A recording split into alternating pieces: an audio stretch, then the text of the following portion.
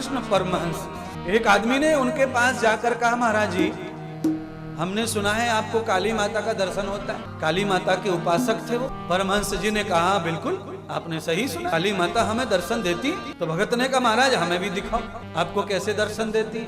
रामकृष्ण परमहंस समझ गए, ये काली माता के दर्शन करने नहीं आया, ये हमारी परीक्षा करने आया। इसीलिए भैया काली माता दर्शन मुझे जब भी देंगी, मैं तुझे तभी मैं सूचित कर दूंगा, तुम तभी आ जाना देखने के लिए। इस समय काली माता दर्शन नहीं दे रही, तुम ऐसा करो अपना पता मुझे बता दो, जब भी काली माता दर्शन देंगी तभी मैं तुम्हें बुलाऊंगा।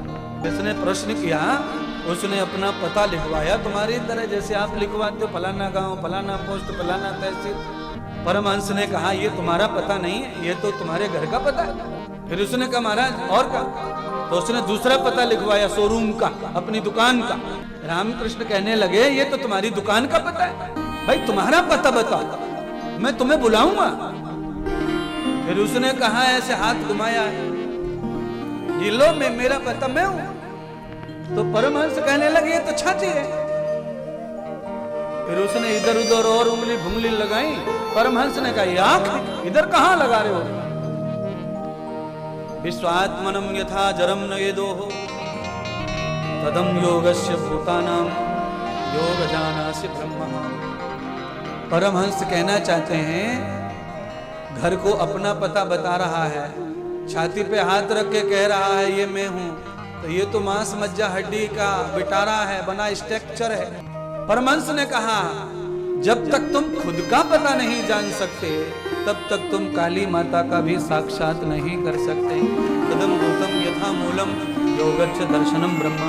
इसीलिए आपको कहना चाहता हूँ, किसी महापुरुष को, किसी ज्ञानी गुरु को, किसी अच्छे महात्मा को भी जानना है तो पहले खुद को जानो, पहले खुद को पहचानो, तुम हो कहाँ। भाई तुम्हारा कहाँ तक पानी आ गया है, तुम कितने पानी में खड़े हो, तुम्हारा अस्तित्व क्या है, तुम हो कौन, तब किसी दूसरे को परखने का, पहचानने का प्रयत्न सफल होगा। हम कौन हैं ये बोध नहीं है, और दूसरे को ढूंढने के लिए चले, ब्रह्म को, परमात्मा को, आनंद को। अपनी पहचान जब तक नहीं बनाओगे, तब तक दूसरे की पहचान कभी होने वाली नहीं। हाँ, एक बहुत सुंदर बात आज ही मैंने दिमाग में आई। क्या सुंदर बात है, यतम ब्रह्म मूर्तानाम ब्रह्म काले समासकम।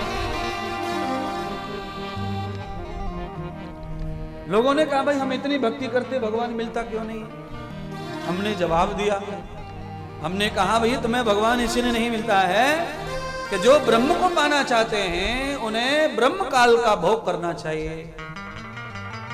ब्रह्म काल का भोग जो करते हैं वो ब्रह्म की प्राप्ति कर सकते हैं, और जिनका ब्रह्म काल चला जाता है, जिन्हें पता ही नहीं ब्रह्म काल कब आया कब गया, फिर वो ब्रह्म के बारे में सोचना छोड़ दो, परमात्मा के बारे में, आनंद के बारे में, सुख के बारे में। ब्रह्म काल कब आता है? तो सुबह 3 बजे आता है।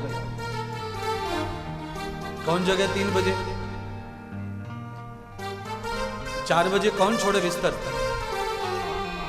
और सुनिए, जितना समय ब्रह्म काल रहता है, उतने समय जो व्यक्ति चेतन रहता है विवेक से, ज्ञान से, उसे ब्रह्म काल में परमात्मा का दर्शन होगा, उन्हें आनंद का दर्शन होगा, बुद्धि का दर्शन होगा, विवेक का दर्शन होगा, आत्म दर्शन होगा, साक्षात होगा, स्वयं दर्शन होगा उनसे। बोलिए, पसीना कहां से आता है? अभी मेरे गाल पे पसीना नहीं दिख रहा, ये जो पंखे बंद कर दो 10 मिनट में दिखने लगेगा। जहां नहीं है पसीना, उसी जगह से पसीना प्रकट अपने आप हो जाता है। हवा हवा हवा हवा के अभाव में, जब हवा नहीं रहेगी तब वो स्वयं प्रकट होगा, उसकी जगह से अपने आप आ जाएगा। काल व्याधि यथा दुखम। जिनको समय का बोध नहीं है वो दुख में और काल में पड़ते हैं, दुख में और काल में पड़ते हैं। जो समय का बोध नहीं रखते वो दुख में जाते हैं और काल में पड़ते हैं, मृत्यु में पड़ते हैं, क्लेश में पड़ते हैं, जरा में पड़ते हैं। सत्यम गतिन भूतानां। क्या सत्य है? प्रवचन। 4 अवस्थाएं जीवन की, 4 में से एक ही अवस्था सत्य है। कौन सी अवस्था? बूढ़ापा। बचपन झूठा, किशोर झूठा, जवानी झूठी, पर एक बार बुढ़ापा आ गया तो वो पलट के मुड़ के देखता नहीं है। और वो टलता नहीं है, जवानी टल जाती है। जवानी में तो हमने लोगों को लुटकते पुटकते सूखते देखता है, मरते देखते है, पर बुढ़ापे की बात, बुढ़ापा सत्य है। इसलिए मैंने कहा सत्य के ऊपर खड़े हो जाओ, सत्य की पहचान करो। और सत्य क्या है? आत्मनम गति भूतम, मैं सत्य हूं, आप भी सत्य हैं, पर व्यवहार के कारण, असत्य का आचरण करने के कारण सत्य की प्रतीति नहीं हो रही है, पहचान नहीं। पाखंड से बड़े होना चाहते हैं, पाखंड से भक्त बनना चाहते हैं, पाखंड से दिखाना चाहते हैं कि हम भी कुछ है।